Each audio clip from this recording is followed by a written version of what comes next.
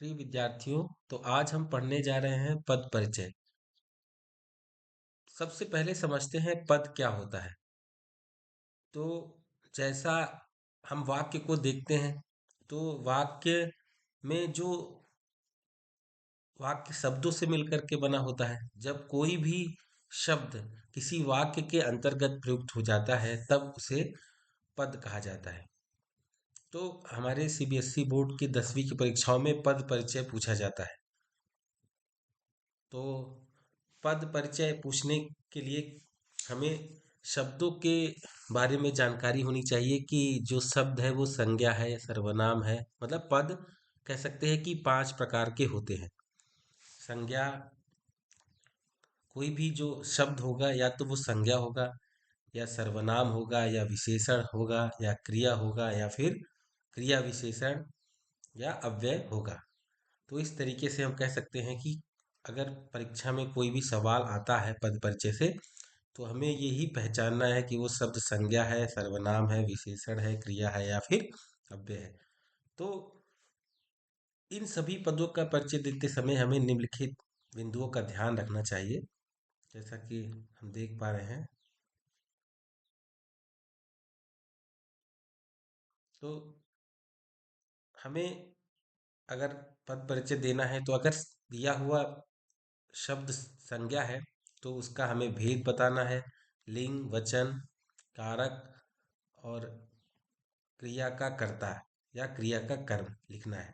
अगर सर्वनाम है तो उसका भेद बताना है कि वो कौन सा सर्वनाम है, पुरुषवाचक है या निश्चयवाचक है, निश्चयवाचक प्रश्नवाचक है या संबंधवाचक। उसका भी लिंग, वचन, कारक, क्रिया के साथ उसका संबंध बताना है। विशेषण है तो विशेषण के जो भेद होते हैं, गुणवाचक, संख्यावाचक, सार्वनामिक, परिमाणवाचक, और फिर उसका विशेष क्या है।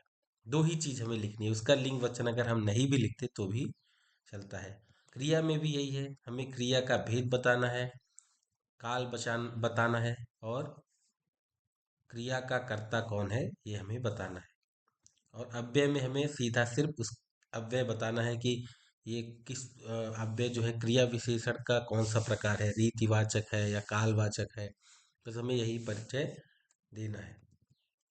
अब पद परिचय को कैसे पहचाने, तो पहचानने के लिए जैसा हमने बताया कि आपको सबसे पहले संज्ञा, सर्वनाम, विशेषण, क्रिया और क्रिया विशेषण की जानकारी होनी चाहिए। तो आइए रिवीजन के तौर पर हम इसको समझते हैं। तो अगर कोई शब्द, जैसे संज्ञा की परिभाषा क्या है, किसी व्यक्ति, वस्तु, स्थान के नाम को संज्ञा कहते हैं। जैसे राम, श्याम, मोहन, गीता, गाय, भैंस, बकरी। ठीक है, ये सभी। और भाव, जैसे बुढ़ापा, जवानी, क्रोध, दुख, सुख। तो ये जो भाव है वो भी लंबाई, लंबाई, चौड़ाई, ऊंचाई, ये सभी भी क्या है, हमारे संज्ञा शब्द हैं। तो किसी व्यक्ति, वस्तु, स्थान, भाव के नाम को संज्ञा कहते हैं। ठीक है। अब दूसरा है हमारा सर्वनाम। सर्वनाम क्या है, जो शब्द संज्ञा के स्थान पर प्रयुक्त होता है वही क्या है, सर्वनाम है। मतलब जो शब्द संज्ञा की जगह पर आएगा वही क्या हो जाएगा, हमारा सर्वनाम। वह, तुम, मैं, मेरा, तुम्हारा, ये सभी क्या है, सर्वनाम है। कोई, कुछ। ठीक है। और सर्वनाम के भी हम जानते हैं 6 भेद होते हैं: पुरुषवाचक, निश्चयवाचक, अनिश्चयवाचक, संबंधवाचक, निजवाचक। ठीक है। और फिर अगला है हमारा विशेषण। विशेषण क्या है, जो संज्ञा या सर्वनाम की विशेषता बताता है। अच्छा है, सुंदर है, डरावना है, ये सभी हमारे विशेषण हो जाते हैं। अब क्रिया है क्या है, जिससे किसी कार्य के करने या होने का बोध हो। ऐसे सब जिससे किसी कार्य के करने या होने का बोध हो, वो क्रिया है। जैसे कहेंगे कि भागना, दौड़ना, खेलना, कूदना, ये सभी क्या है, क्रिया है। अब आगे आएंगे, क्रिया विशेषण क्या है, तो जो क्रिया के होने की विशेषता बताता है कि क्रिया कैसे हुई। तो अगर हम कहें, अगर शब्द वाक्य में जो क्रिया है उसकी विशेषता बताता है तो वह क्रिया विशेषण है। जैसे क्रिया कब हो रही है, कल, अभी, दिन भर। कैसे हो रही है, चुपचाप, अवश्य, तेजी से। कहाँ हो रही है, अंदर, ऊपर, बाहर, नीचे, ठीक है, आसपास, और कितनी मात्रा में हो रही है, कम, पर्याप्त, ज्यादा, ठीक है। अब अगर शब्द किसी दो या अधिक संज्ञा और सर्वनाम के बीच संबंध दर्शाता है तो वह क्या हो जाएगा, संबंध बोधक अव्यय। के पास, या के ऊपर, से दूर, के कारण, के लिए, की ओर, ठीक है। अगर शब्द किसी दो या दो वाक्यों के बीच संबंध दर्शाता है तो वह समुच्चय बोधक अव्यय है, जैसे और, अतएव, इसलिए, लेकिन। अगर शब्द किसी विस्मय, हर्ष, घृणा, दुख, पीड़ा आदि भाव को प्रकट करता है तो वह विस्मयादि बोधक अव्यय होता है, जैसे अरे, वाह, छी, अच्छा, ओ, ठीक है। अगर शब्द किसी बात पर ज्यादा भार दर्शाता है तो वो निपात होता है, भी, ही, केवल, ठीक है। तो ये हमारे, जैसे मैं ही बाजार जाऊंगा, मैंने ही यही किया है, ठीक है। तो आपके एग्जाम में क्या आएगा कि जिस शब्द का भी पद, पूरे वाक्य का पद परिचय हमें नहीं देना होता है, एक कोई पर्टिकुलर शब्द होगा जिसका पद परिचय हमें बताना होता है। तो जैसे यहाँ हम देख सकते हैं, आज समाज में विभीषणों की कमी नहीं है। जैसा कि हम देख पा रहे हैं कि यहाँ पर विभीषण शब्द के नीचे क्या है, को रेखांकित किया गया है, इसी शब्द का हमें पद परिचय देना है। तो हम जानते हैं विभीषण क्या है, नाम है, और नाम संज्ञा होता है, क्योंकि अब ये सब जो संज्ञा है वो व्यक्तिवाचक ना होकर के जातिवाचक कर दिया गया है। मतलब विभीषण एक तरीके से ऐसा हो गया जिसने अपने भाई को, जो भी अपने भाई को धोखा देता है उसे ही हम विभीषण कहते हैं। तो अब यहाँ पर विभीषण जातिवाचक ना हो, सॉरी, व्यक्तिवाचक ना होकर के जातिवाचक हो गया है। तो ये सबसे पहले हम क्या लिखेंगे, संज्ञा का प्रकार, तो क्या हो गया, जातिवाचक संज्ञा। फिर हम देख सकते हैं ये विभीषणों हो गया है तो ये बहुवचन हो गया है। और लिंग, क्योंकि विभीषण क्या है, पुरुष है तो इसका लिंग हो जाएगा पुल्लिंग। और अब विभीषणों की, तो संबंध कारक हो गया, कर्ता ने कर्म को करण से संप्रदान के लिए अपादान से संबंध काके की, तो ये संबंध कारक हो गया। इस तरीके से हम इसका पद परिचय लिख सकते हैं। अब रात में देर तक बारिश होती रही, तो यहाँ पर देर तक क्या है, समय का बोध करा रहा है, तो ये कालवाचक, क्या कह सकते हैं इसको, अव्यय कह सकते हैं, क्रिया विशेषण है। क्या है, क्रिया विशेषण। कब तक, देर तक, तो यहाँ पर समय का बोध है, इसे कालवाचक।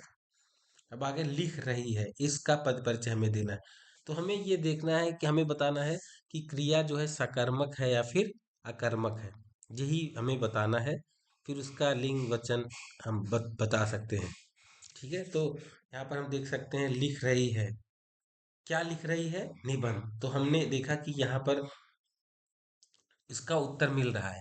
जब भी हम क्रिया से क्या या किसको का उत्तर पूछेंगे, अगर उसका जवाब आता है तो क्रिया सकर्मक होगी, नहीं मिलेगा तो अकर्मक होगी। तो ये सकर्मक क्रिया है, सकर्मक क्रिया है, ठीक है। और स्त्रीलिंग है, लिख रही है, और एक वचन है, ठीक है। इतना ही पद परिचय हम दे देंगे, ठीक है। अब आगे आते हैं, इस पुस्तक में अनेक चित्र हैं, ठीक है।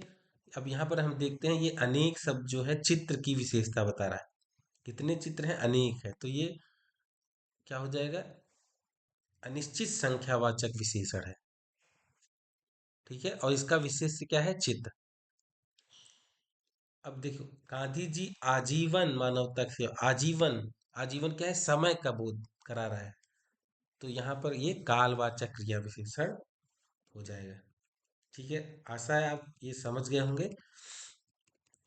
अब जब भी हम परिचय देंगे किसी भी शब्द का तो हम इन सब चीजों को बताएंगे। संज्ञा शब्द का अगर पद परिचय देंगे तो उसका प्रकार लिखेंगे, लिंग लिखेंगे, वचन लिखेंगे, कारक लिखेंगे, और उस शब्द का क्रिया के साथ संबंध, कि कर्ता कारक है उसमें या कर्म कारक है, ठीक है। अब अगला हम देखेंगे, जैसे हम कहेंगे राम पुस्तक पढ़ता है, तो अगर हमें यहाँ पर राम का पद परिचय देना है तो हम क्या लिखेंगे, क्योंकि राम शब्द क्या है, व्यक्तिवाचक संज्ञा है, और जो व्यक्तिवाचक संज्ञा है वो एक वचन होता है, तो सबसे पहले क्या लिखेंगे, व्यक्तिवाचक संज्ञा, एक वचन, ठीक है, पुल्लिंग और कर्ता कारक। ठीक है, इतना पद परिचय हम इसका दे देंगे। फिर सर्वनाम में भी यही चीज है, सर्वनाम के प्रकार लिखेंगे, लिंग, वचन, कारक और क्रिया के साथ संबंध। विशेषण में भी क्या लिखेंगे, विशेषण में हमें दो चीज लिखना है, एक तो विशेषण का प्रकार और उसका विशेष क्या है। विशेष मतलब वो संज्ञा। इसके बाद अगले में आते हैं, फिर हमें क्रिया। क्रिया में हमें क्या लिखना है, क्रिया में बस हमें सकर्मक अकर्मक क्रिया लिखना है और पुल्लिंग स्त्रीलिंग बताना है, एक वचन है या बहुवचन है, ये सब हम लिख सकते हैं। ठीक है, अब अव्यय शब्दों का पद परिचय देंगे। तो अव्यय, क्योंकि जो अव्यय का मतलब क्या हो गया, जिसका व्यय नहीं होता, मतलब जिसमें लिंग, वचन, कारक, मतलब काल के कारण कोई बदलाव नहीं होता है। जैसे यहाँ वहाँ, इधर उधर, दाएं बाएं, ये सब आज, अभी, ये सभी क्या है, हमारे अव्यय है। मतलब जो अपना और तथा जो अपना रूप कभी नहीं बदलते हैं, लिंग वचन कारक आज से प्रभावित नहीं होते, तो इन्हें ही अव्यय कहा जाता है। ठीक है, तो इनका सिर्फ हमें प्रकार बता देंगे बस, कि कि ये जो है रीतिवाचक है, जो कि स्थानवाचक है, कालवाचक है या फिर परिमाणवाचक है। बस हमें यही बताना है। ठीक है, तो क्रिया विशेषण के भेद में रीतिवाचक, स्थानवाचक, कालवाचक या परिमाणवाचक हमें बताना है। तो रीतिवाचक मतलब कि कोई जो क्रिया है वो कैसे हो रही है, उसके होने का ढंग कैसा है, धीरे धीरे हो रही है कि अचानक हो रही है। ठीक है, तो धीरे धीरे सब रीतिवाचक क्रिया विशेषण, अचानक भी। ठीक है, ये भी क्या है, रीतिवाचक क्रिया विशेषण। जैसे मैं भीतर बैठी थी, अब भीतर क्या है, स्थान है ना, क्या हो जाएगा, तो ये स्थानवाचक हो जाएगा क्रिया विशेषण। और बच्चे धीरे धीरे पढ़ रहे थे, तो यहाँ पर जो धीरे धीरे शब्द है वो हमारा रीतिवाचक क्रिया विशेषण। ठीक है, अब संबंध बोधक में क्या होता है, संबंध बोधक के संबंध बोधक के मतलब क्या हो गया, कि संज्ञा या सर्वनाम का संबंध बताएगा वो। जैसे कुर्सी के नीचे बिल्ली बैठी थी, तो यहाँ पर कह सकते हैं कि ये के नीचे जो शब्द है वो संबंध बोधक है। क्या है, संबंध बोधक है। अब यहाँ पर देखो, तुम कॉपी और किताब, यहाँ पे अगर और का पूछा जाए तो ये और शब्द भी क्या कर रहा है, दो संज्ञा संबंध को जोड़ने का काम कर रहा है। तो ये भी क्या हो जाएगा हमारा, संबंध बोधक, समुच्चय बोधक। ठीक है, तो ये क्या हो जाएगा, समुच्चय बोधक।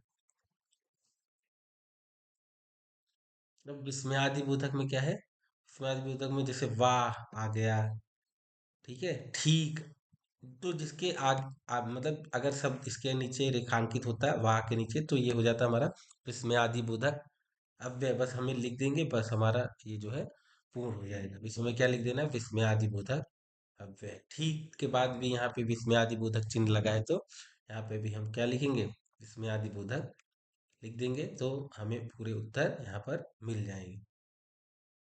ठीक है, तो आशा है आप समझ गए होंगे। अब हम इसका आपको बोर्ड परीक्षाओं के प्रश्न पत्रों से अभ्यास कराएंगे, तो और आपको अच्छे तरीके से समझ में आ जाएगा।